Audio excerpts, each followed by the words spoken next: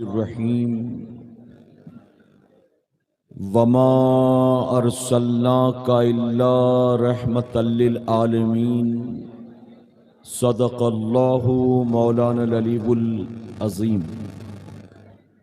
باد توحید کے متوالو، شمع رسالت کے پروانوں، سبحان اللہ، غوث و خواجہ اور رضا کے چاہنے والوں، آئیے سب سے پہلے ہم اور آپ نہایت ہی ادب اور احترام کے ساتھ اپنے اور ساری کائنات کے مرکز عقیدت جناب محمد الرسول اللہ صلی اللہ تعالی علیہ وسلم کی صلی اللہ علیہ بارگاہ وسلم بے کس پناہ میں جس طرح سے میں آپ کو پڑھاؤں، میرے ساتھ مل کر پورا مجمع بآواز بلند ہدیہ غلامی درود و سلام کے انداز میں پیش کر لیں۔ پڑھیں الصلاۃ والسلام علیک یا رسول اللہ، الصلاۃ والسلام علیک یا رسول اللہ، الصلاۃ والسلام علیک یا حبیب اللہ،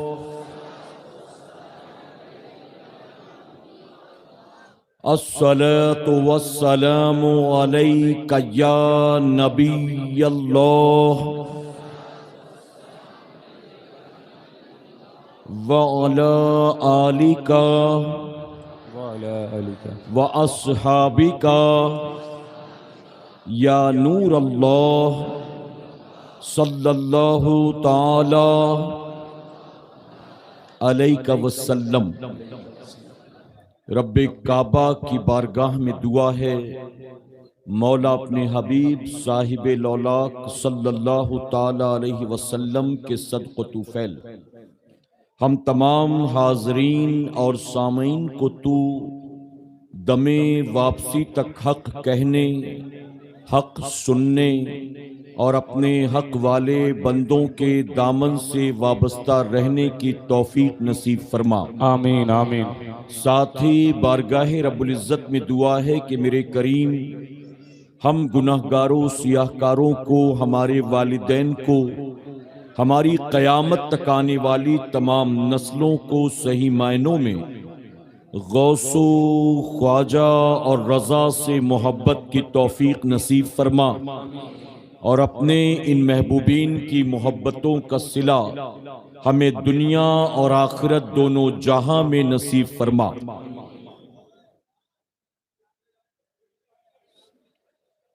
لائی حیات آئی قضا لے چلی چلے، لائی حیات آئی قضا لے چلی چلے، اپنی خوشی نہ آئے نہ اپنی خوشی چلے،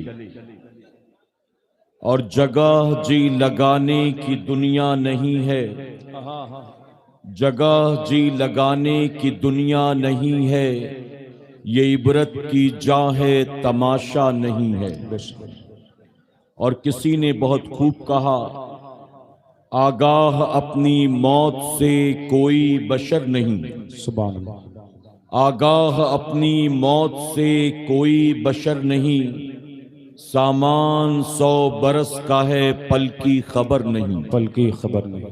میرے پیارے آقا علیہ الصلوۃ والتسلیم کے پیارے دیوانوں، اللہ رب العزت کا بے پناہ کرم اور احسان کہ اس نے ہمیں اور آپ کو آج کی شب اپنے ذکر پاک کی اس بابرکت محفل میں شرکت کی توفیق عطا کی۔ میرا کریم محفل کے سجانے والوں کا سجانا اور دور دراز سے ہمارا یہاں آنا قبول فرمائے۔ آمین آمین۔ یہ موقع زندگی میں بار بار آیا نہیں کرتے۔ میرے پیارے آقا علیہ الصلوۃ والتسلیم کے پیارے دیوانوں، بارش کی وجہ سے تھوڑا سا سیٹ اپ گڑبڑ ہو گیا ہے، اور یہی وجہ ہے کہ تمام لوگوں کو بیٹھنے کے لیے کرسیاں نہیں مل سکیں، اور انتظامیہ کی امید سے یا انتظامات سے زیادہ شاید لوگ محفل میں آ گئے ہیں۔ بہرحال آپ جہاں بھی موجود ہیں اطمینان و سکون کے ساتھ بیٹھے ہیں تو بیٹھ کر، کھڑے ہیں تو کھڑے کھڑے اللہ اور اس کے رسول صلی اللہ علیہ وسلم کے فرامین کو سننے کی، سمجھنے کی اور عمل کرنے کی کوشش کریں۔ یہ وہ بابرکت محفل ہے کہ جہاں 2-4 گھنٹے نہیں، اگر ایک لمحہ آنا بھی میرا کریم قبول کر لے تو کل قیامت میں وہی ایک لمحہ جنت کی ضمانت بن جائے گا۔ بے شک، سبحان اللہ۔ تو اللہ کا شکر ادا کریں کہ اللہ نے اس محفل پاک میں شرکت کی توفیق دی، کہ اس محفل میں شرکت کی وجہ سے ہم نے علماء کے خطابات بھی سنے اور اپنی جماعت کے بڑے بڑے علماء اور حفاظ کرام کے چہروں کی زیارت کا بھی مولا نے شرف عطا کیا۔ میرے پیارے آقا کے پیردیوانوں، حدیث مبارکہ میں آتا ہے کہ جہاں پر 40 مسلمان موجود ہوں اور ان 40 میں سے کبھی کسی ایک نے بھی شرک نہ کیا ہو تو ان 40 میں ایک اللہ کا ولی ہوا کرتا ہے۔ سبحان اللہ۔ اگر کہیں 40 مسلمان ہوں اور 40 میں سے کسی ایک نے بھی کبھی اللہ کے ساتھ کسی کو شریک نہ کیا ہو تو میرے آقا صلی اللہ علیہ وسلم فرماتے ہیں کہ ان 40 میں ایک اللہ کا ولی ہوا کرتا ہے۔ اب یہاں پر 40 نہیں بلکہ 40 کے مقابلے کئی گنا زیادہ لوگ موجود ہیں، اور یقیناً اگر آپ سنی ہیں تو اللہ نے آپ کو شرک سے محفوظ رکھا ہوگا، اور اگر شرک سے بچے ہیں تو اس مجمع میں نہ جانے کہاں کہاں کون کون اللہ کا ولی موجود ہے ہم نہیں جانتے ہیں۔ تو نیکوں کی محفل میں شرکت کی وجہ سے ممکن ہے کہ قیامت میں اللہ ہم گناہگاروں کی بخشش فرما دے۔ سبحان اللہ۔ اگر تکلیف برداشت کرنی پڑے، کچھ دیر کھڑے رہنا پڑے، دھکا کھانا پڑے، کوئی بات نہیں ہے، تھوڑی تکلیفیں برداشت کر لیں۔ اللہ آج کی شب اس محفل میں تکلیف اگر آپ برداشت کرو گے، میرا کریم قیامت کی تکلیف سے آپ کو بچا لے گا۔ لیکن میرے پیارے آقا کے پیردیوانوں، آپ کھڑے کھڑے سنیں یہ اچھی بات ہے، لیکن آپ کی وجہ سے محفل میں بدنظمی نہ ہو، اس بات کا خیال رکھیں۔ بے شک۔ ورنہ کوئی ایک آتا ہے تو سارے دوڑنے لگتے ہیں، بھاگنے لگتے ہیں۔ اب آپ مجھے بتائیں، میں آپ سے ایک سوال پوچھتا ہوں، اگر میں تقریر کرتے کرتے اچانک یوں دیکھوں تو آپ سب کا ذہن اس طرف جائے گا کہ نہیں؟ جائے گا نا۔ اگر میں اکیلا دائیں بائیں یوں دیکھوں تو آپ سب کا ذہن بھی منتشر ہوگا۔ اب اگر میں تقریر کر رہا ہوں اور 10 12 15 آدمی ایک ساتھ یہاں وہاں دیکھیں تو کیا بیان کرنے والے اکیلے کو ڈسٹرب نہیں ہوگا؟ تو میرے پیارے آقا کے پیردیوانوں، چاہے وہ سید صاحب قبلہ ہوں، چاہے وہ امیر سنی دعوت اسلامی ہوں، وہ سب آج کی شب اس محفل میں شرکت کے لیے آپ کے گاؤں میں تشریف لائے بے ہوئے شک، سبحان اللہ۔ تو ظاہر ہے کہ وہ آئیں گے، اطمینان سے آپ ان کی زیارت بھی کریں گے، ان کی گفتگو بھی سنیں گے۔ لیکن اگر بھاگنے لگے، دوڑنے لگے، دھکا مکی کرنے لگے تو ظاہر ہے کہ ہماری وجہ سے اگر کسی مسلمان بھائی کو تکلیف پہنچے گی تو قیامت کے دن ہمیں اور آپ کو اس کا جواب دینا پڑے گا۔ کسی بچے کو، کسی بوڑھے کو، کسی بیمار کو ہماری وجہ سے تکلیف پہنچی تو ظاہر ہے کہ اللہ کی بارگاہ میں قیامت میں اس کا حساب دینا پڑے گا۔ اس لیے خیال رکھیں، آنے والے مہمان آتے رہیں گے، ممبر پر تشریف لاتے رہیں گے، ترتیب وار آپ کے سامنے مائک پر آئیں گے، آپ ان کی گفتگو سنیں، چہرے کی زیارت بھی کریں، لیکن آپ کی وجہ سے پروگرام ڈسٹرب ہو ہرگز ایسا نہیں کریں گے کہ انشاءاللہ۔ اور میرے پیارے آقا علیہ الصلوۃ والتسلیم کے پیردیوانوں، اگر خوش عقیدہ سنی مسلمان ہیں تو صلاۃ و سلام تک شرکت کرنے کے بعد جائیں گے۔ ایسا نہیں ہے کہ قاری شریف صاحب کی نعت شریف ختم ہو گئی تو 15-20 آدمی نکل گئے، میرا بیان ختم ہو گیا تو 10-20 اور نکل گئے، سید صاحب کا بیان ختم ہو گیا تو 100-200 اور نکل گئے۔ آپ آئے ہیں تو اطمینان و سکون کے ساتھ آخر تک بیٹھے رہیں۔ میرے پیارے آقا کے پیردیوانوں، صلاۃ و سلام دے شریک ہوں، اللہ موقع دے تو علماء سے مصافحہ بھی کریں اور اس کے بعد آپ گھر جائیں گے کہ انشاءاللہ۔ دیکھیں، میں تو پچھلے سال بھی آیا تھا، جو لوگ آئے تھے شاید انہیں یاد ہو، لیکن پچھلے سال سے لے کر اس سال کے درمیان ایک سال میں نہ جانے ہمارے کتنے ایسے ہیں جو دنیا سے رخصت ہو چکے ہوں گے۔ غلط تو نہیں کہہ رہا ہوں، نہ جانے ہمارے کتنے ایسے پڑوسی، گاؤں کے، جان پہچان کے، دوست احباب میں، رشتہ داروں میں، ہمارے اپنے خاندان کے نہ جانے کتنے ہیں جو سال بھر کے اندر دنیا سے رخصت ہو چکے. ہمیں بھی نہیں پتا اگلے سال بھی محفل تو ہوگی، علماء بھی آئیں گے، مجمع بھی ہوگا، لیکن ہمیں پھر موقع ملے گا کہ نہیں ملے گا ہم نہیں جانتے. جانتا ہے کوئی؟ یہ موقع زندگی میں بار بار آیا نہیں کرتے. اب بات نکلی تو آپ کو بتاؤں، میرے پیارے آقا کے پیروانوں، پوری دنیا میں 24 گھنٹے کے اندر 1.25 لاکھ انسان مرتے. ہر 24 گھنٹے میں ورلڈ وائڈ 1,25,000 موتیں ہوتی ہیں. اور ہمارے ملک کی اگر بات کی جائے تو اس وقت کورونا کے بعد ایک نئی رپورٹ آئی ہے، اور اس نئی رپورٹ کے مطابق اس وقت ہمارے ملک ہندوستان میں ہر 1 گھنٹے میں 40 سال سے کم عمر کے 4 لوگوں کو ہارٹ اٹیک ہو رہا ہے. اللہ اللہ اللہ. ورلڈ وائڈ 24 گھنٹے میں 1,25,000 موتیں، اور ہمارے ملک میں صرف ہارٹ اٹیک سے ہر 1 گھنٹے میں 4 آدمی، وہ بھی 40 سال سے کم عمر کے، انڈر 40 مر رہے ہیں. تو جتنی دیر سے آپ یہاں بیٹھے 1 گھنٹہ 2 گھنٹہ، ہمارے ملک میں 4 آدمی یا 8 آدمی یا 12 آدمی انتقال کر چکے ہیں. اب تک ہمارا نمبر نہیں لگا، یہ اللہ کا احسان. اگلے 1 گھنٹے میں وہ 4 مرنے والے کون، اس کے بعد والے 1 گھنٹے میں 4 ہارٹ اٹیک آنے والے کون، ہم نہیں جانتے ہیں، یہ ہمارا پروردگار جانتا ہے. بے شک. تو اس لیے یہ موقع زندگی میں بار بار آیا نہیں کرتے. جب ان محفلوں میں شرکت کا موقع ملے نا، اللہ توفیق دینا، تو اللہ کا شکر ادا کیا کریں.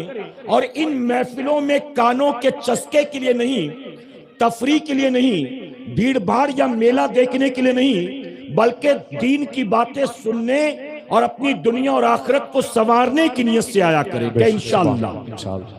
میں علماء کی موجودگی میں ایک تلخ بات عرض کروں گا معذرت کے ساتھ. میرے پیارے آقا کے پیروان، اکثر یو پی بہار کے جلسوں میں یہ بات میں عرض کرتا ہوں، آج آپ کے سامنے بھی عرض کر دوں. آپ کے یہاں یو پی میں، بہار میں، جھارکھنڈ میں، ویسٹ بنگال میں شاید ہی کوئی گاؤں ایسا ہوگا کہ جس گاؤں کا سالانہ جلسہ نہیں ہوتا ہوگا. ہر گاؤں میں سالانہ جلسے ہوتے ہیں. آج یہاں ہو رہا ہے، کل 25-30 کلومیٹر دور، 50-60 کلومیٹر دور کہیں اور ہوگا. یہ ہمارے علماء جاتے رہتے ہیں، نعت خواں حضرات جاتے رہتے ہیں، ائمہ جاتے رہتے ہیں. تو میرے پیارے آقا کے پیروانوں، کبھی کبھی کسی ایسے علاقے میں بھی جانے کا موقع ملتا ہے جہاں کمیٹی والے ہمیں بتاتے ہیں کہ حضرت ہمارے گاؤں کا یہ 32واں جلسہ ہے، اس کو ہمارے دادا نے شروع کیا تھا، دادا کے بعد پوری زندگی ابا کرتے رہے، ابا کے بعد اب ہم نے ذمہ داری سنبھالی ہے، اور پچھلے 18 سال سے ہم کر رہے ہیں. اس سے پہلے دادا، اس سے پہلے والد صاحب. میرے پیارے آقا کے پیروانوں، میں بہت معذرت کے ساتھ کہوں گا، ہمارے گاؤں میں، یو پی بہار میں جلسوں کی کوئی کمی نہیں ہے، لیکن جلسوں میں جانے کے بعد آنے والے مجمع کے حالات کو دیکھ کر مجبوراً یہ کہنا پڑتا ہے کہ جن گاؤں میں 10 20 25 30 سال سے جلسے ہو رہے ہیں، ان گاؤں کے جلسے میں آنے والے لوگوں کو اب تک یہ بھی تمیز نہیں ہے کہ اللہ اور اس کے رسول کے ذکر کی محفل میں ننگے سر نہیں آنا چاہیے، بلکہ اس محفل میں مؤدب ہو کر آنا چاہیے. بے شک. سبحان اللہ سبحان اللہ. جلسوں کی کوئی کمی نہیں، لیکن جلسے میں آنے کے آداب ہی نہیں معلوم. لوگ کانوں کے چسکے کے لیے آتے ہیں، لوگ چٹکلے سننے کے لیے آتے ہیں، لوگ انٹرٹینمنٹ کے لیے آتے ہیں، لوگ تفریح کی نیت سے آتے ہیں، لوگ اس کا نام سن کر آتے ہیں. اچھا وہ آ رہے ہیں تو چلو ہم بھی چلتے ہیں. میرے پیارے آقا کے پیروانوں، یاد رکھیں، میرے آقا فرماتے ہیں کہ جب کوئی مسلمان علم کی طلب میں اپنے گھر سے نکلتا ہے تو بظاہر تو زمین پر چلتا ہے، حقیقت میں وہ جنت کے راستوں میں سے ایک راستے پر چل رہا ہوتا ہے. سبحان اللہ سبحان اللہ.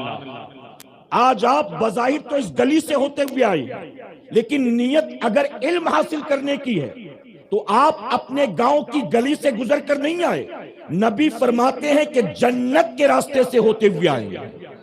اور میں نے پچھلے سال کہا تھا، مجھے یاد ہے، میرے آقا صلی اللہ علیہ وسلم نے ذکر کی محفل کو صرف ذکر کی محفل نہیں فرمایا، میرے نبی فرماتے ہیں کہ جہاں مسلمان جمع ہو کر اللہ کا ذکر چھیڑ دیتے ہیں، اللہ زمین کے اس ٹکڑے کو جنت کا باغ بنا دیتا ہے۔ سبحان اللہ، سبحان اللہ، تو آپ جنت کے راستے سے ہوتے ہوئے جنت کے باغ میں آ کر بیٹھے ہوئے ہیں۔ بے شک، کہاں بیٹھے ہیں؟ میرے پیارے آقا کے پیروانوں، تو اللہ کا شکر ادا کریں۔ ہم اس نبی کے ماننے والے، میں اکثر کہتا ہوں معذرت کے ساتھ، ہم اس نبی کے ماننے والے کوئی برا نہ مانے اور پرسنلی نہ لے، کسی کو ٹارگٹ نہیں کرنا۔ ہم اس نبی کے ماننے والے ہیں جو نبی دسترخوان پر کبھی ننگے سر نہیں بیٹھتے تھے، بے شک، جو نبی کبھی واش روم میں، ٹوائلٹ باتھ روم میں ننگے سر نہیں جاتے تھے، جو نبی بازاروں میں کبھی ننگے سر نہیں جاتے تھے، جو نبی کبھی میدان جنگ میں ننگے سر نہیں جاتے تھے۔ آج اسی نبی کا کلمہ پڑھنے والی قوم ان کے ذکر کی محفل میں ننگے سر آ کر بیٹھ جاتی ہے۔ اللہ، کوئی گٹکا کھا رہا ہوتا ہے، کوئی زردہ کھا رہا ہوتا ہے، کوئی ماوا رگڑ رہا ہوتا ہے، یہ پوزیشن۔ تو جہاں صدیوں سے جلسے ہو رہے ہیں، صدیوں کے جلسے کے باوجود بھی اگر قوم نے اس محفل میں آنے کے آداب تک نہیں سیکھے ہیں تو میں کیا توقع کروں کہ قوم نے اور کیا سیکھا ہوگا؟ جب محفل میں آنے کے آداب ہی نہیں پتا تو اور کیا سیکھا ہوگا؟ کبھی کبھی کہتا ہوں بیٹھ جائیں، لوگ نہیں سنتے۔ میں کہتا ہوں ان کو کھڑے رہنے دیں۔ جن کو اعلان سمجھ میں نہیں آتا ان کو بیان کیا خاک سمجھ میں آئے گا؟ ایک ریکویسٹ سمجھ میں نہیں آتی کہ بیٹھ جاؤ، شور مت کرو، دھکا مکی مت کرو۔ جب معمولی ریکویسٹ سمجھ میں نہیں آتی، لمبی چوڑی گفتگو کہاں سے سمجھ میں آئے گی؟ قرآن و حدیث کہاں سے سمجھ میں آئے گی؟ میرے پیارے آقا کے پیارے دیوانوں، یہ چند باتیں میں نے آپ کو تمہید کے طور پر سمجھانے کے لیے عرض کر دی۔ جب بھی کبھی ایسی محفل میں آئیں، اللہ کے گھر میں جائیں، دسترخوان پر کھانے کے لیے بیٹھیں، ٹوائلٹ باتھ روم میں جائیں تو خیال رکھیں کہ سر کو ڈھانک کر رکھا کریں گے کہ انشاءاللہ۔ میرے پیارے آقا کے پیارے دیوانوں، اگر آپ امریکہ میں بیٹھے ہوتے، لندن میں بیٹھے ہوتے تو میں کہتا چلو یہاں کا ماحول نہیں ہے، بات سمجھ میں آتی ہے، یہاں کا مسلمان بھی جنٹل مین ہے، سوٹ بوٹ والا ہے، لیکن آپ تو ایسے علاقے میں رہتے ہیں جہاں مسلمانوں کی آبادی ہے، جہاں صبح شام 5 وقت اذان کی آواز سنائی دیتی ہے، جہاں پتہ چلتا ہے کہ رمضان شریف کا مہینہ چل رہا ہے، کہ ربیع الاول شریف کا مہینہ چل رہا ہے، جہاں پتہ چلتا ہے کہ آج کون سی رات ہے، آج کون سا دن ہے، اب کون سا مہینہ ہے، آج کون سی تاریخ ہے۔ اگر ایسے ماحول میں رہ کر بھی مسلمان قرآن و سنت پر عمل نہیں کرے گا تو آپ بتائیے اس ماحول سے دور جائے گا تو پھر اس کا انجام کیا ہوگا؟ جب اس ماحول میں بھی عمل کرنے کو تیار نہیں۔ میرے پیارے آقا کے پیارے دیوانوں، اب اگر ہر 1 گھنٹے میں، توجہ ہے نا آپ کی، ہر 1 گھنٹے میں 4 آدمی ہارٹ اٹیک سے مر رہے ہیں۔ آپ نے دیکھا ہوگا کئی لوگ ایسے ہیں شادی کے سٹیج پر ناچ رہے ہیں، ناچتے ناچتے ہارٹ اٹیک آ گیا، سوشل میڈیا پر دیکھا ہے۔ ہٹا کٹا جوان کسی جم کے اندر، ہیلتھ کلب کے اندر ویٹ لفٹنگ کر رہا ہے اور ویٹ لفٹنگ کرتے کرتے اس کو ہارٹ اٹیک آ گیا۔ گوگل پر سرچ کریں آپ، کرکٹ کے میدان میں کرکٹ کھیلتے کھیلتے بھاگتے بھاگتے ہارٹ اٹیک آ گیا۔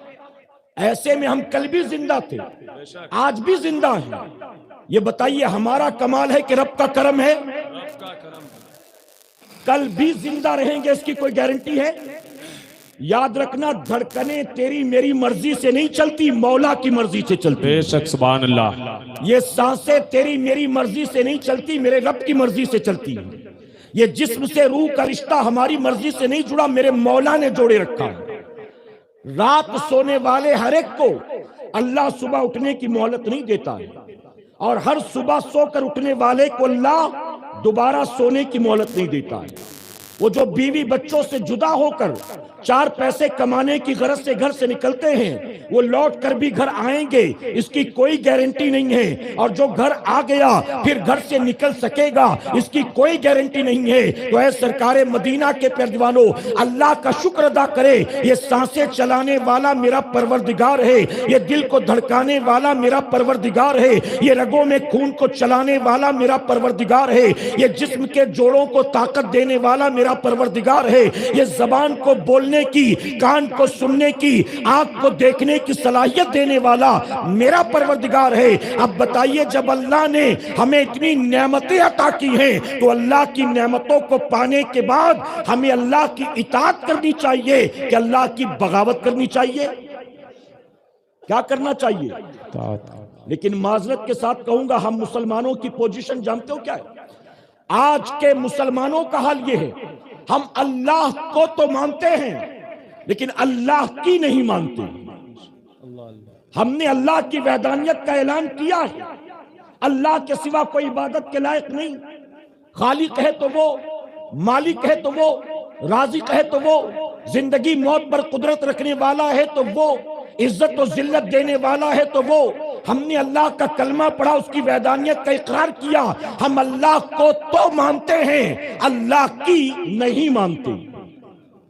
میرے پیارے آقا کے پیروانوں، جب ساری نعمتیں ہم مانتے ہیں کہ اللہ نے ہمیں دی ہے، کس نے دیا ہے؟ اللہ۔ کسی ایکس وائی زیڈ نے نہیں۔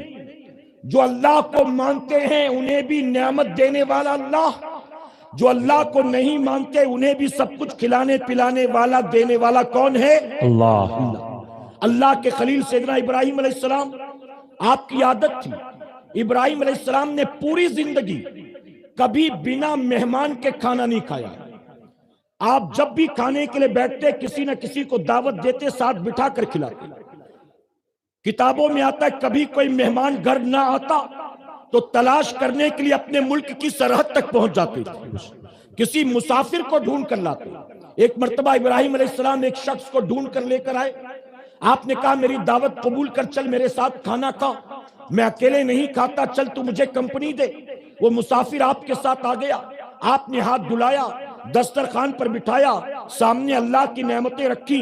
اب اس مسافر نے جیسے ہی پہلا لقمہ اٹھایا اپنے منہ میں رکھنا چاہتا تھا، اللہ کے خلیل نے اس کا ہاتھ پکڑ لیا۔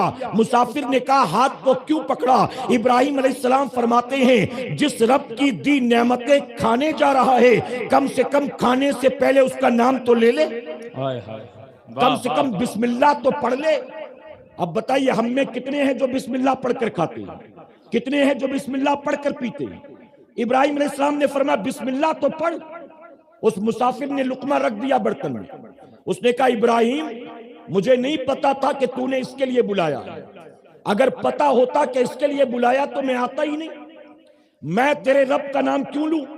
میں تیرے رب کا ماننے والا نہیں، یعنی میں کوئی تیرا کلمہ پڑھنے والا، تیرے رب کا ماننے والا نہیں، میں اس کا نام کیوں لوں؟ کھلاتا ہے تو کھلا ورنہ مت کھلا، تیری مرضی۔ ابراہیم علیہ السلام فرماتے ہیں کہ رب کی نعمتیں کھانا چاہتا ہے لیکن اس کا نام لینے کو تیار نہیں ہے، اٹھ یہاں سے، نکل میرے گھر سے۔ وہ مسافر تھا، بھوکا تھا، اسے تکلیف ہوئی، برا لگا، اس نے کہا ابراہیم پہلے پتا ہوتا نا میں آتا ہی نہیں، تو میرے ساتھ ایسا کرے گا، میں جانتا نا میں نہیں آتا۔ یہ کہہ کر وہ سر جھکا کر خاموشی سے گھر سے باہر نکل گیا۔ ابھی وہ چند قدم گیا تھا، تمام فرشتوں کے سردار جبرائیل علیہ السلام حاضر ہوئے، اللہ کے خلیل سے سلام کیا، اور سلام کرنے کے بعد عرض کرتے ہیں اللہ کے نبی، اللہ فرماتا ہے کہ ابراہیم سے پوچھو اس میرے بھوکے بندے کو ابراہیم نے کھانا کیوں نہیں کھانے دیا؟ ابراہیم علیہ السلام فرماتے ہیں جبرائیل تو نے دیکھا نہیں، وہ اللہ کی نعمت کھانا چاہتا ہے لیکن اللہ کا نام لینے سے اسے تکلیف ہے۔ جو اللہ کا نام نہیں لے گا میں اس کو کھانے نہیں دوں گا، اسی لیے میں نے اس کو نہیں کھلایا۔ جبرائیل علیہ السلام عرض کرتے ہیں ابراہیم سے پوچھو، اللہ فرماتا ہے آج تک میرے اس بندے نے جو کھایا پیا ہے وہ کس کا دیا کھایا پیا ہے؟ آج تک جو کھایا پیا کس کا دیا کھایا پیا؟ ابراہیم علیہ السلام فرماتے یقیناً میرے رب کا دیا ہوا کھایا پیا ہے، اس کے سوا رزاق کوئی نہیں ہے۔ تو اللہ فرماتا ابراہیم سے کہو بندہ جب پیدا ہوا تب سے لے کر آج تک اس نے میرا کبھی نام نہیں لیا، لیکن میں نے روزی کو بند نہ کیا، میں نے پانی کو بند نہ کیا، اس نے آج تک کبھی میرا نام نہیں لیا لیکن پھر بھی میں اس کو کھلاتا پلاتا رہا۔ آج تیرے سامنے ایک بار میرا نام نہیں لیا تو تو نے اس کو کھانے سے منع کر دیا۔ ابراہیم سے کہو جائے اس کو منائے اور منا کر اس کو بلا کر لائے اور کھانا کھلائے، وہ میرا نام لے نہ لے لیکن اس کو کھلائے بلا کر ابراہیم سے کہو۔ ابراہیم علیہ السلام نے سنا، بھاگ کر گئے، اس آدمی سے کہتے چل چل کر کھانا کھا لے، وہ کہتا میں نہیں آتا۔ ابراہیم علیہ السلام فرماتے ہیں کہ تو کھا لے گا تو بہت اچھا ہوگا، جو ناراضگی ہوئی اس کو چھوڑ دے، مجھ سے جو کچھ ہوا اس کو بھول جا، چل چل کر کھانا کر لے۔ اس نے کہا ابراہیم میں تو تیرے رب کا نام نہیں لیتا، اس کے باوجود تو مجھے اصرار کر کے بلاتا ہے، آخر میرے پیچھے پیچھے بھاگ کر آیا اور مجھے پھر دوبارہ لے جاتا ہے، وجہ کیا ہے؟ ابراہیم علیہ السلام فرماتے ہیں کہ دراصل جب تو میرے گھر سے بھوکا نکلا تھا، اللہ نے جبرائیل کو بھیجا اور جبرائیل کے ذریعے مجھے حکم دیا گیا میرا بندہ میرا نام لے نہ لے پھر بھی اس کو بلا اور کھانا کھلا، میں اسی لیے تجھے بلانے کے لیے آیا ہوں۔ اب جانتے ہو جب بندے نے یہ سنا تو کیا کہتا ہے؟ کہتا ابراہیم اگر تیرا رب واقعی ایسا ہے میں اس کا نام لینے کو تیار نہیں، پھر بھی وہ کہتا ہے کہ کھلا پلا، اگر ابراہیم واقعی تیرا رب ایسا ہے تو کھانا بعد میں کھاؤں گا، سب سے پہلے تیرے رب کا کلمہ پڑھوں گا۔ سبحان اللہ سبحان اللہ، نعرہ تکبیر، نعرہ رسالت، فیضان اعلی حضرت، فیضان حضور مفتی اعظم عالم۔ جو مانتے ہیں ان کا خالق و مالک بھی اللہ ہے، اور جو نہیں مانتے ان کا بھی خالق و مالک اللہ ہے۔ تو ساری نعمتیں ہمیں کس نے عطا کی؟ اور بلند آواز سے کہیں، کسی کو کوئی ڈاؤٹ تو نہیں؟ ساری نعمتیں دینے والا اللہ، جو کچھ ہمارے پاس ہے، جو کچھ مل چکا، جو ملنے والا ہے، یہ سب کچھ ہمیں ہمارے کریم رب نے عطا فرمایا۔ سبحان اللہ۔ میرے پیارے آقا کے پیروانوں، اللہ کے پیارے محبوب صلی اللہ علیہ وسلم فرماتے ہیں اللہ قیامت میں تم سے اپنی نعمتوں کا حساب لے گا۔ اللہ نے جو کچھ دیا ہے آپ نے تسلیم کیا کہ یہ سب کچھ دینے والا اللہ، تو سب کچھ دینے کے بعد اللہ قیامت میں ہم سے ان نعمتوں کا حساب لے گا۔ اور جانتے ہیں کیسے حساب لے گا؟ میرے آقا صلی اللہ علیہ وسلم فرماتے ہیں تم پانی کو ضائع مت کرو، تم جو پانی استعمال کرتے ہو اللہ قیامت میں تم سے پانی کے ایک قطرے کا حساب لینے والا۔ بلکہ ایک مقام پر میرے نبی نے یہاں تک فرمایا اگر تم سمندر کے کنارے وضو کرتے ہو، سمندر ہے وہاں وضو کرتے ہو تو بھی پانی کو ضائع مت کرو، نبی فرماتے اللہ تم سے قیامت میں اس پانی کا بھی حساب لے گا۔ اب ذرا بتاؤ میری قوم کے جوانوں، جب قیامت میں اللہ پانی کا حساب لے گا کیا ہماری جوانی کا حساب نہیں لے گا؟ کیا ہماری 40 50 60 سالہ زندگانی کا حساب نہیں لے گا؟ جو کچھ اللہ نے دیا ہے، جس پر اکڑتے ہو، جس کی وجہ سے بڑے بنے پھرتے ہو، جس کی وجہ سے لوگ عزت کرتے ہیں، جس کی وجہ سے آپ کو عہدے مل گئے ہیں، جس کی وجہ سے لوگ آپ کے آگے پیچھے گھومتے ہیں، یقین جانو مسلمانوں یہ سب کچھ اللہ نے عطا کیا ہے، اور جو کچھ بھی اللہ نے عطا کیا ہے اللہ نے ہم کو دیا ہے۔ مالک ہم نہیں ہیں، مالک میرا پروردگار ہے، ہمیں نعمتیں رب نے دے دی، یہ اس کا کرم اور احسان ہے، ہم مالک نہیں ہیں، مالک دینے والا اللہ ہے، اور قیامت میں اللہ ہم سے اپنی ایک ایک نعمت کا حساب لینے والا۔ میں ایک مثال دیتا ہوں آپ، ایک شوہر اپنی بیوی کو گھر خرچ کے لیے مہینے کے 8-10 ہزار روپے دیتا ہے، تو بیوی کو گھر خرچ کے لیے جو پیسے سے حساب لیتا ہے کہ نہیں لیتا ہے؟ کالج جانے والے بیٹے بیٹی کو اگر ماں باپ پاکٹ منی دیتے ہیں تو کیا بتائیے ماں باپ بچوں سے پیسے کا حساب لیتے ہیں کہ نہیں لیتے؟ اگر ایک مالک دکان کے کاؤنٹر پر نوکر کو بٹھاتا ہے اور کہتا ہے میں 10 دن کے لیے باہر جا رہا ہوں، میری غیر موجودگی میں دکان کا، دھندے کا، مال کا، پیسے کا خیال رکھنا، 10 دن کے بعد واپس آؤں گا تو حساب لوں گا۔ اب مالک نوکر کے بھروسے دکان چھوڑ کر 10 دن کے لیے چلا گیا ٹور پر، اب نوکر جس کی تنخواہ 8,000 کاؤنٹر پر بیٹھا پہلی بار، جب گلے پر بیٹھا دیکھا پہلے دن 32,000 کا گلہ ہوا، دوسرے دن 58,000 کا گلہ ہوا، تیسرے دن اتوار کا دن تھا 85,000 کا گلہ ہوا۔ اب وہ نوکر بیٹھے بیٹھے دیکھ رہا میری تنخواہ تو 8,000 لیکن سیٹ تو روزانہ اتنا کما رہا ہے، پہلے دن 32، دوسرے دن 62، چوتھے دن 80۔ اب اس کے دل میں لالچ پیدا ہوئی، اب اس نے کیا کیا؟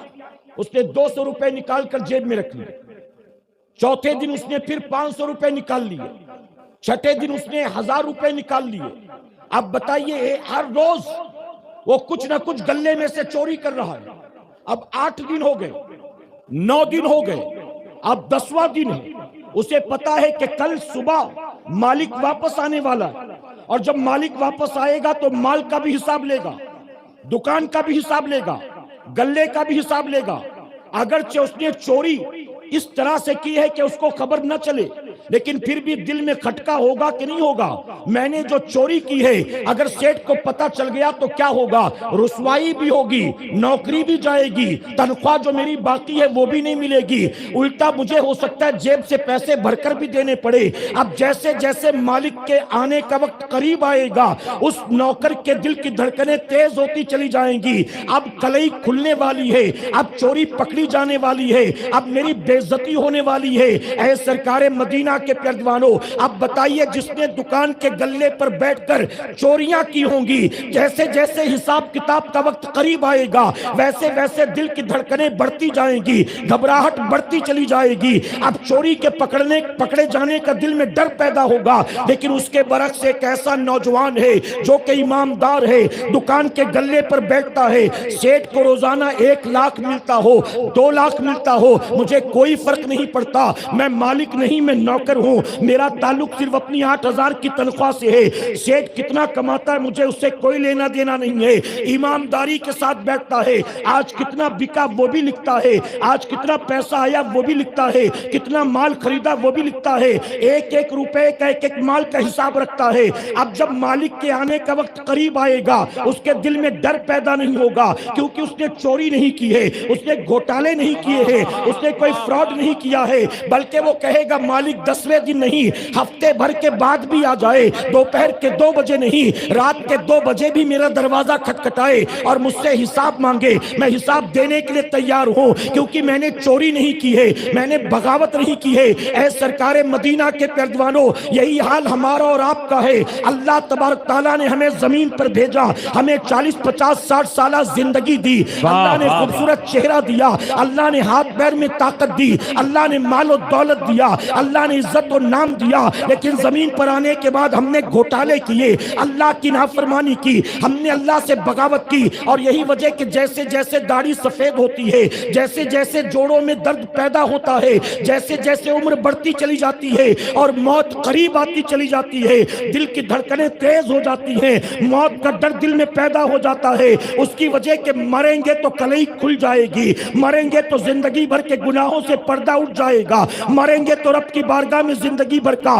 حساب کتاب دینا پڑے گا, اور پھر نتیجہ کیا ہوگا, ہم گرفتار کر لیے جائیں گے, ہم کو جہنم کی آگ میں ڈال دیا جائے گا. ہم نے زمین پر آنے کے بعد اللہ سے بغاوت اور اللہ کی نافرمانی کی, یہی وجہ کہ ہمیں موت سے ڈر لگتا ہے. لیکن اولیاء صوفیاء کی زندگی کو اٹھا کر دیکھ لے, یہ وہ لوگ ہیں کہ جنہوں نے زمین پر آنے کے بعد اپنی زندگی کا ایک لمحہ بھی اپنی مرضی کے مطابق نہیں گزارا ہے, اپنے مولا کی مرضی کے مطابق گزارا ہے. وہ جیے ہیں تو رب کی مرضی کے مطابق, وہ مرے ہیں تو مولا کی مرضی کے مطابق. اور یہی وجہ ہے کہ جب عمر بڑھتی ہے, موت قریب آتی ہے, موت کا فرشتہ سرہانے آ کر کھڑا ہوتا ہے تو دل کی دھڑکنیں تیز نہیں ہوتی, ان کے دل میں موت کا ڈر پیدا نہیں ہوتا. اس کی وجہ وہ جانتے ہیں ہم نے زمین پر آنے کے بعد رب رسول کی نافرمانی نہیں کی, ہم نے زمین پر آنے کے بعد اللہ رسول سے بغاوت نہیں کی. اور وہ جانتے ہیں موت وہ سیڑھی ہے کہ جس سیڑھی کو پار کرنے کے بعد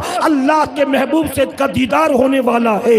بن دیکھے زمین پر جن پر ہم درود و سلام پڑھتے چلے آئے تھے, اب مرنے کے بعد ان کے رخ زیبا کی زیارت ہونے والی ہے.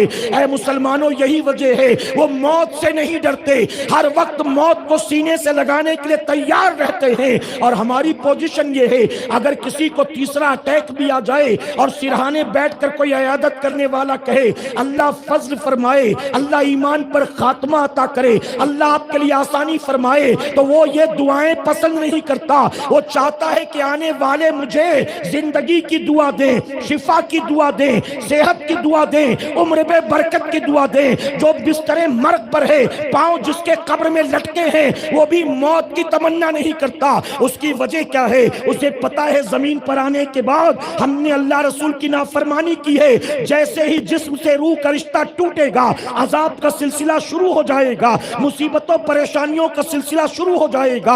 اے سرکار مدینہ کے پیروانوں، جب آپ سب یہ مانتے ہو ہمیں جو کچھ ملا ہے سب اللہ ہی نے عطا کیا ہے، تو اللہ کی نعمتوں کو پانے کے بعد، صبح شام اللہ کی نعمتوں کو کھانے پینے کے بعد، اللہ کی نعمتوں کو پہننے اوڑھنے بچھانے کے بعد اللہ کی نافرمانی کیسے کرتے ہو؟ اللہ اللہ میرے آقا صلی اللہ علیہ وسلم نے فرمایا کل قیامت کے دن ہر کسی سے 5 سوال ہوگا، اور جب تک ان 5 سوالوں کا جواب نہ دے لے اپنی جگہ سے پاؤں ٹس سے مس کرنے کی اجازت نہیں ہوگی۔ اللہ ہر کسی سے، یہ نہیں فرمایا علماء سے، امیروں سے، پڑھے لکھوں سے نہیں، ہر کسی سے 5 سوال کیا جائے گا، اور جب تک 5 سوالوں کا جواب نہ دے لے اپنی جگہ سے 1 انچ بھی پاؤں کو ہلانے کی اجازت نہیں ہوگی۔ اب جانتے ہیں وہ 5 سوال کیا ہوں گے؟ سب سے پہلا سوال ہوگا، بتا اپنی زندگی کو تو نے کن کاموں میں گزارا تھا؟ ہم نے تجھے جو زندگی دی تھی تو نے ہماری دی زندگی کو کن کاموں میں گزارا تھا، بتا۔ اب بتائیے ہمارے پاس کتنے لوگ ہیں جن کے پاس اس سوال کا جواب موجود ہوگا؟ میرے پیارے آقا کے پیروانوں، بہت معذرت کے ساتھ ایک تلخ بات عرض کرنا چاہتا ہوں۔ آج دنیا میں قوم مسلم کے جو حالات ہیں، میں پرٹیکولر کسی کنٹری کا نام نہیں لیتا، کسی شہر کا نام نہیں لیتا، لیکن میں آپ کو صرف اتنا بتانا چاہتا ہوں کہ پوری دنیا میں امت مسلمہ کے جو حالات ہیں، ان حالات کو، تصویروں کو، ویڈیوز کو جب سوشل میڈیا پر دیکھتے ہو تو دل پر ہاتھ رکھ کر جواب دو، دیکھنے کے بعد اپنی قوم کے بچوں کے حالات، اپنی بیٹیوں کے، ماؤں کے، بہنوں کے حالات، اپنے بھائیوں کے حالات دیکھ کر تمہیں تکلیف ہوتی ہے کہ نہیں ہوتی؟ بتائیں۔ بس یہ 14-15 آدمی کو تکلیف ہوتی ہے، باقی کو کوئی ٹینشن نہیں ہے، خاموش بیٹھے، بات سمجھ میں نہیں آ رہی۔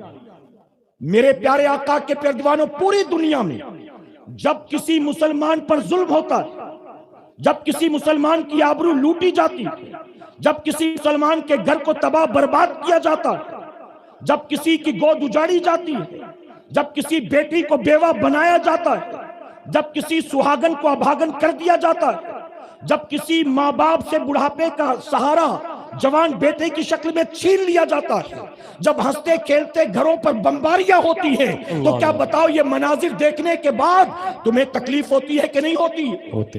ہوتی۔ لوگ کہتے ہوتی ہے، میں کہتا ہوں مسلمانوں، اگر تم کہتے ہو واقعی تکلیف ہوتی ہے تو پوری دنیا میں قوم مسلم کے حالات کو دیکھ کر تمہیں تکلیف ہوتی ہے، لیکن اس تکلیف کے بدلے تم کرتے کیا ہو؟ یہ سب کچھ دیکھ کر بھی مسلمانوں کی شادیوں میں آج بھی ڈی جے بج رہا ہے، اللہ مسلمان کے بارات میں آج بھی پٹاخے پھوٹ رہے ہیں، آج بھی جوتا چرائی ہو رہی ہے، آج بھی جگہ کے نام پر گھر کی بوڑھیاں، بہویں، بیٹیاں ناچ رہی ہیں۔ کیا سیکھا آپ نے؟ قوم کہتی ہے یہودیوں کے پروڈکٹ کا بائیکاٹ کرو، عیسائیوں کے پروڈکٹ کا بائیکاٹ کرو، اس کمپنی کا مال مت لو، اس کمپنی کا مال مت لو۔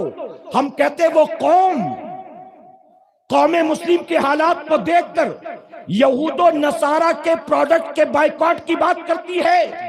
ارے جس چیز کا اللہ اور اس کے رسول صلی اللہ علیہ وسلم نے 1450 سال پہلے بائیکاٹ کر دیا، جب آج کا مسلمان ان چیزوں کا بائیکاٹ کرنے کے لیے تیار نہیں ہے تو بتائیے کیا یہودیوں عیسائیوں کی کمپنیوں کے مال کا بائیکاٹ یہ قوم کر سکے گی؟ کیا اللہ اور اس کے رسول صلی اللہ علیہ وسلم نے شراب کو حرام قرار نہیں دیا؟ تم بچتے ہو؟ کیا تم نے بائیکاٹ کیا اس کا؟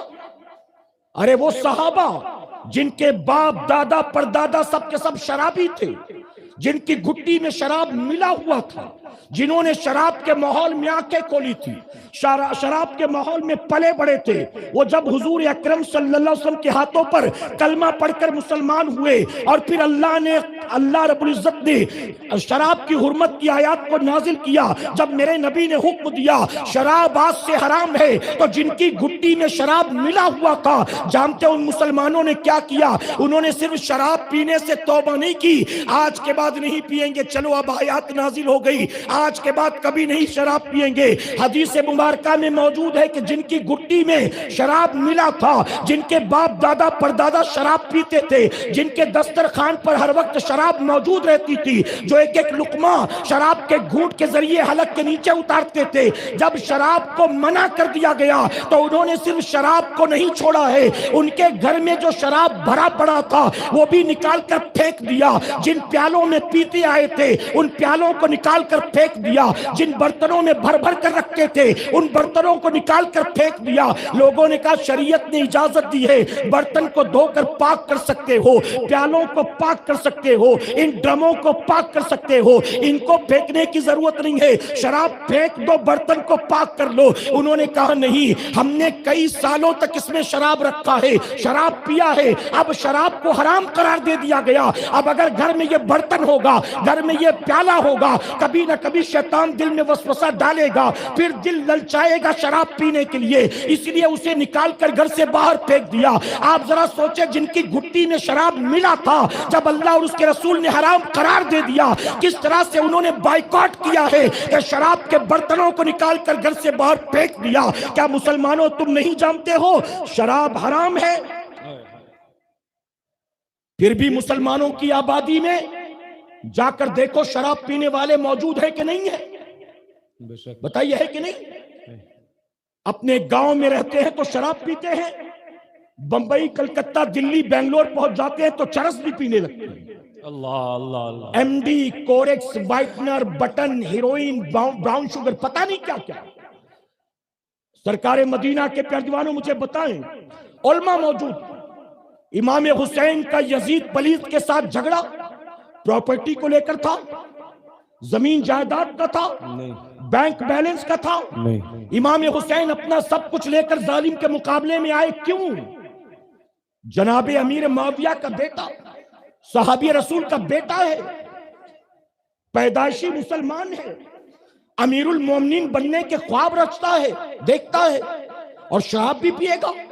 इमाम हुसैन मुकाबले में आ गए, मैं नाना की शरीयत से खिलवाड़ करने वाले को बर्दाश्त नहीं कर सकता हूं। किताबों में आता यजीद वो पहला मुसलमान था जिसने चेहरे से दाढ़ी को मुंडाया था। इमाम हुसैन इसीलिए मुकाबले में आए थे, कोई जाती झगड़ा नहीं था। मेरे नबी की शरीयत से छेड़छाड़ करने की कोशिश की, मुसलमान होकर इस्लाम पर अमल करने को तैयार नहीं था। इमाम हुसैन उसके मुकाबले में आ गए। आप जरा सोचो, एक यजीद जब शराबी था, जुआरी था, जानी था, दाढ़ी मुंडा था, मेरे इमाम ने बर्दाश्त ना किया। आज इमाम हुसैन के नाम लेवा जमीन पर हजारों हैं जो मुहर्रम का शरबत भी पीते हैं और साल भर शराब भी पीते,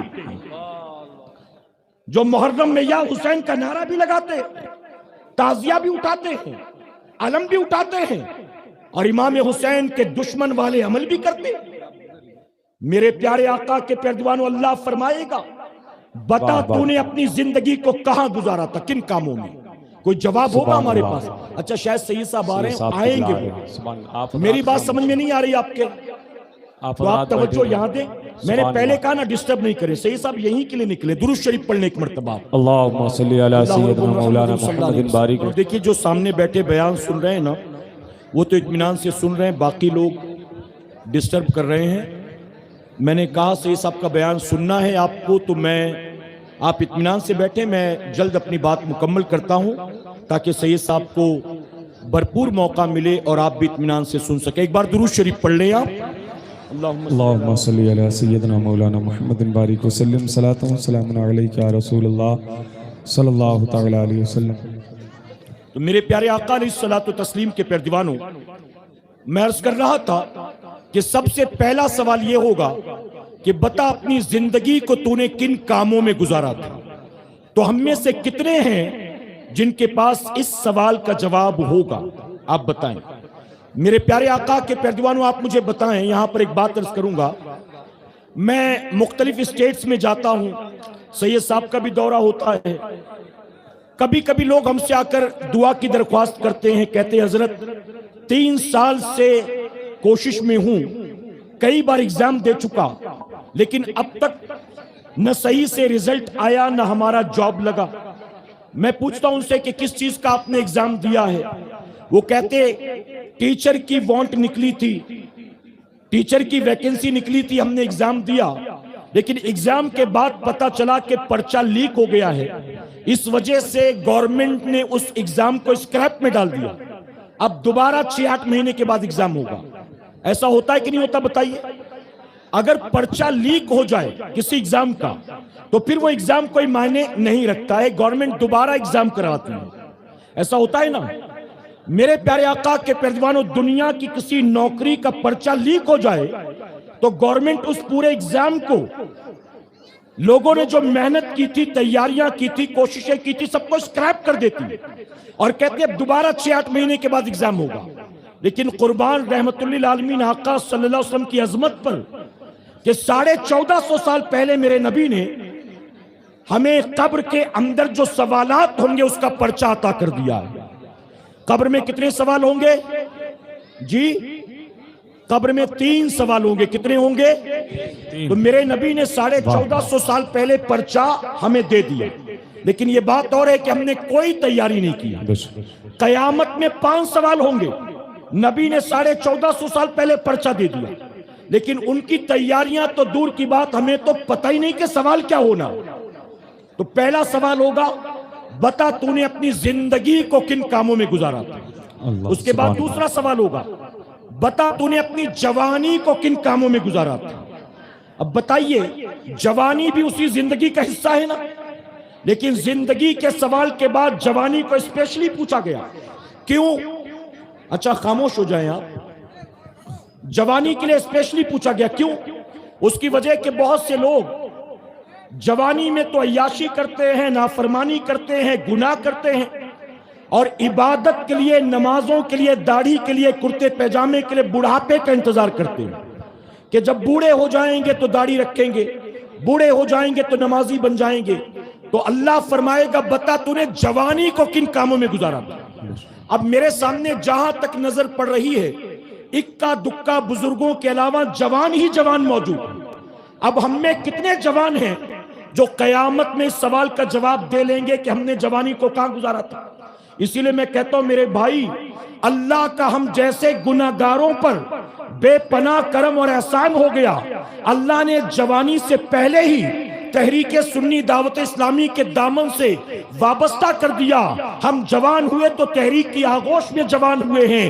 قیامت میں اللہ فرمائے گا، بتا اپنی جوانی کو تو نے کہاں گزارا تھا؟ ہم رب کی بارگاہ میں عرض کریں گے، مولا ہم تو دنیا میں تیری زمین پر بھٹک بھٹک کر تیرے بندوں کو جمع کرتے تھے، اور جوانی کی راتوں میں تیرے بندوں کو جمع کر کے کبھی تیرے حبیب پر درود و سلام پڑھایا کرتے تھے، کبھی تیرے حبیب کا فرمان سنایا کرتے تھے، کبھی تیرے حبیب کی سنتیں سکھایا کرتے تھے۔ اے اللہ، ہم نے جوانی تیری نافرمانی میں نہیں گزاری ہے، ہم نے جوانی تیرے دین کی نوکری میں گزارا۔ لیکن وہ جو رات بھر پب جی کھیلتا ہے، وہ جو رات بھر یوٹیوب پر گندی گندی فلمیں دیکھتا ہے، وہ جو رات بھر لوڈو کھیلتا ہے، وہ جو رات بھر فیس بک پر واٹس ایپ پر چیٹنگ کرتا ہے، وہ جو اسی سرچ میں لگا کہ کون سی گندی ننگی تصویر مل جائے، ویڈیو مل جائے، اپنے دوست کے ساتھ شیئر کروں۔ ارے تو نے یہ ایپ ڈاؤن لوڈ کیا کہ نہیں؟ تو نے یہ فلم کا گانا سنا کہ نہیں؟ تو نے یہ سین دیکھا کہ نہیں؟ تو نے اس ہیروئن کا ویڈیو دیکھا کہ نہیں؟ آپ ذرا سوچیں، جو جوانی کی راتوں کو اللہ رسول کی نافرمانی میں گزارتے ہیں، کل قیامت کے دن جب سوال ہوگا، بتا تو نے اپنی جوانی کو کن کاموں میں گزارا تھا، تو ان کے پاس کوئی جواب بن پڑے گا؟ اس لیے جوانی کو پاک کر لے، کہ انشاءاللہ۔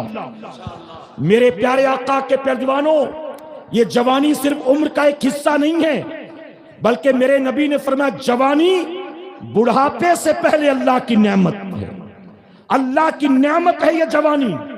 اس نعمت کو دینے والے رب کی نافرمانی میں مت گزارو، دینے والے رب کی بغاوت میں مت گزارو۔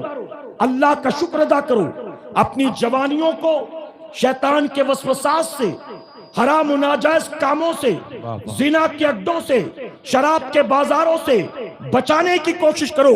اپنی جوانی کو اتنا پیور کر لو، اتنا پاکیزہ کر لو کہ قیامت میں جب سوال ہو بتا تو نے جوانی کہاں گزارا تھا، تو شرمندگی نہ اٹھانی پڑے بلکہ عرض کر دے مولا ہم نے جوانی تیرے سجدوں میں گزارا تھا، بے شک، سبحان قرآن اللہ، کی تلاوت میں گزارا تھا۔ سبحان اللہ۔ میرے پیارے آقا کے پیارے دیوانوں، پھر تیسرا سوال ہوگا، میں تیزی سے اپنی بات مکمل کر رہا ہوں۔ تیسرا سوال ہوگا، بتا مال کہاں سے کمایا تھا؟ حلال کمایا تھا کہ حرام کمایا تھا؟ دھندے جائز تھے کہ ناجائز تھے؟ غبن کیا تھا، جھوٹ بولا تھا، ملاوٹ کی تھی، کم ناپا تھا، کم تولا تھا، پٹی دار کے مال پر قبضہ کیا تھا، چھوٹے بھائی بہنوں کا حق مار لیا تھا، کھیت کھلیان پر، دکان مکان پر قبضہ کر لیا تھا، ابا کے انتقال کے بعد پورا بینک بیلنس اپنے نام ٹرانسفر کر لیا تھا، بتا تو نے یہ مال کہاں سے کمایا تھا؟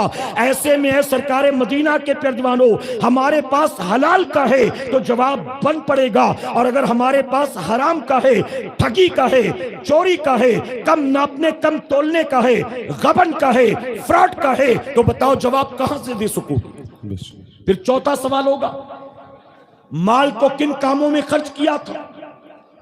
اللہ کے گھر میں، مدرسوں پر، دین کی راہ میں، یتیموں پر، بیواؤں پر، غریبوں پر، کمزوروں پر، بیماروں پر، اپنے غریب بھائی بہنوں پر کہاں خرچ کیا تھا؟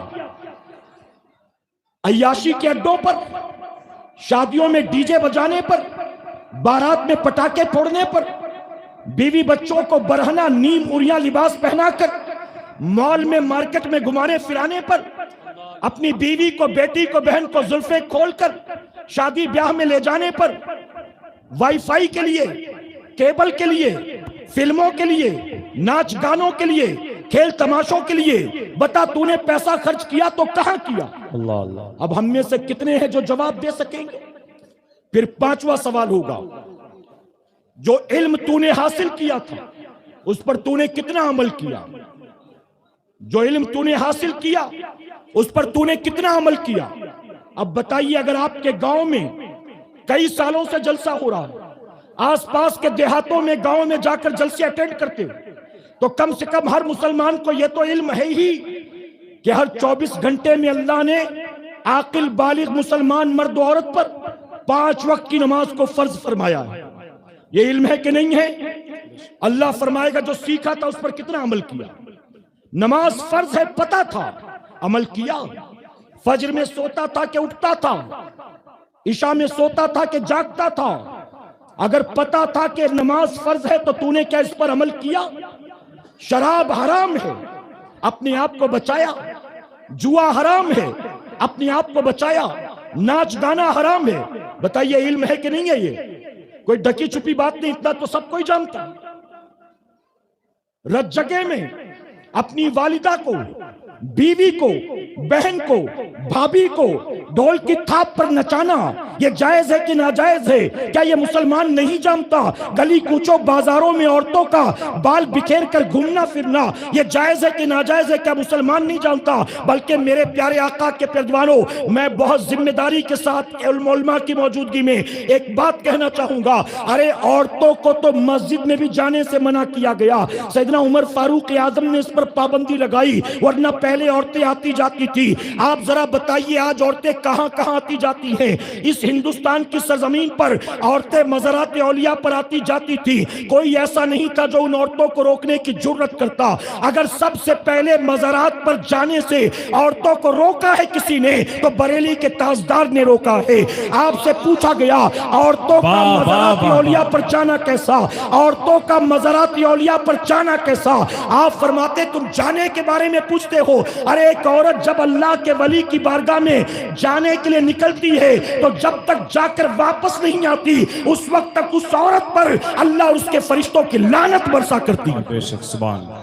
اور فرماتے مزار پر پہنچ جائے تو صاحب مزار کی لعنت اس پر، گھر سے نکلتی ہے تو شیاطین گھیر لیتے، اور فرماتے ہیں جب مزار پر جا کر گھر لوٹتی ہے تو اللہ کی لعنتیں ساتھ لے کر لوٹتی ہیں۔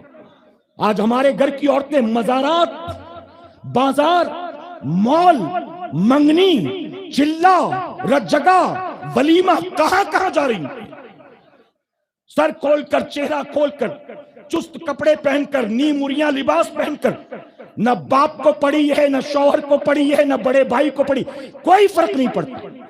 میرے پیارے آقا کے پیروانوں، کل قیامت کے دن اگر حاکم ہو تو آپ سے آپ کی بیوی کا بھی حساب لیا جائے گا، آپ سے آپ کے بچوں کا بھی حساب لیا جائے گا۔ اپنی جوانیوں کو پاک کرو، اپنی جوانیوں کو گناہ سے، شریعت کے خلاف کاموں سے، اللہ رسول کی بغاوت سے بچاؤ۔ اللہ اپنے محبوب پاک کے صدقے ہمیں آپ کو سب کو کہنے سننے سے زیادہ عمل کی توفیق عطا فرمائے۔ درمیان گفتگو مجھ سے جانے انجانے میں کوئی غلطی خامی رہ گئی، آپ سب کو گواہ بنا کر سچے دل سے توبہ کرتا ہوں۔ رب میری توبہ قبول فرمائے اور ہماری اس محفل پاک کو میرا کریم قیامت میں ہم سب کے لیے، ہمارے والدین کے لیے بخشش اور نجات کا ذریعہ بنائے۔ آمین۔ وما علینا الا البلاغ۔ السلام علیکم۔